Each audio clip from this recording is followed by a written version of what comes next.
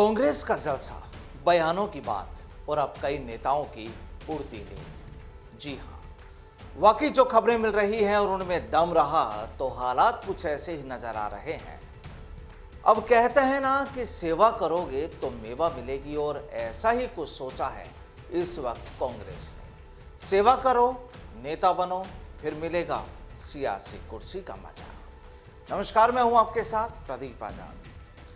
कांग्रेस का 3 दिन चलने वाला महाशिविर आज से शुरू हो गया, यानी आज पहला दिन था। कांग्रेस आला कमान समेत पार्टी के तमाम दिग्गज झीलों की नगरी उदयपुर में अब इस चिंता में है कि आखिरकार पार्टी अपनी खोई हुई ताकत को फिर कैसे मजबूत किया करे। आज बात होगी इसी मुद्दे पर, लेकिन उससे पहले आज आपको यह भी बता देते हैं कि कांग्रेस अब अपने सियासी मूड को बदलने के मूड में है।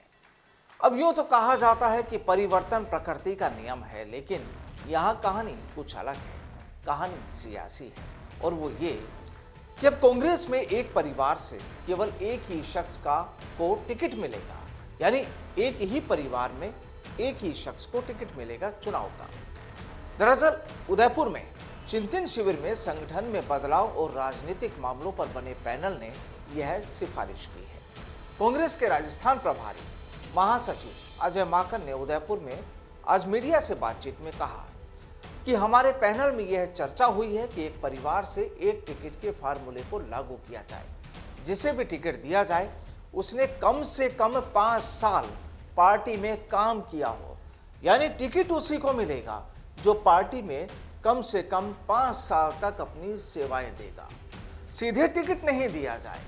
नए आने वाले नेताओं को टिकट नहीं मिलेगा, मतलब जो अब तक जिन्हें आप और हम कहते थे पैराशूटी उम्मीदवार, ऐसा नहीं होगा। इस बार किसी भी प्लेन से पैराशूट नहीं उतरेगा। अगर ऐसा रहा तो कहानी काफी कुछ आपको समझ आ गई होगी। दरअसल यहां माकन ने कहा, इस बात की भी सिफारिश की गई है कि पार्टी में लगातार 5 साल के काम करने के बाद किसी को दूसरा पद नहीं दिया जाए।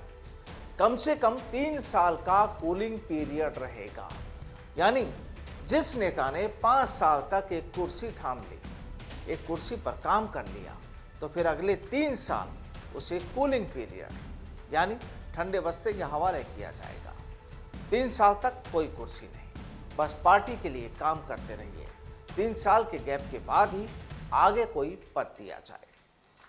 अगर किसी नेता का बेटा या दूसरा नेता टिकट लेना चाहता है तो उसे कम से कम 5 साल संगठन में काम करना होगा।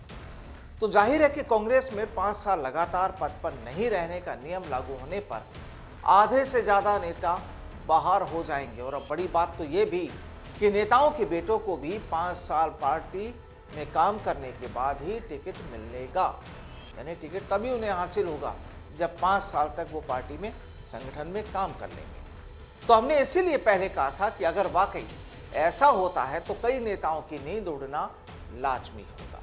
अब देखिए, राजस्थान में अगले साल विधानसभा चुनाव है, और चुनाव से पहले अगर कांग्रेस वाकई ऐसा कर लेती है तो फिर सोचिए राजस्थान के कांग्रेसी नेताओं की तस्वीर कैसी होगी। क्योंकि अभी भी कई नेता इसी मूड में हैं कि वो अपने बेटे या फिर किसी करीबी को टिकट दिलवा ही देंगे।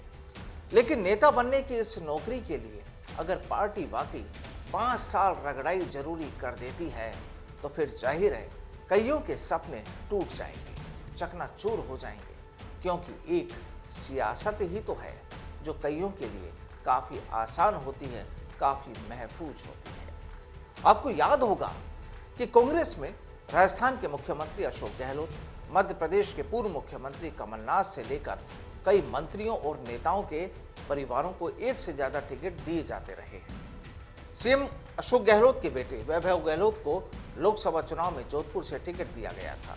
मंत्री महेंद्रजीत मालवीय की पत्नी रेशम मालवीय को बांसवाड़ा जिला प्रमुख बनाया गया।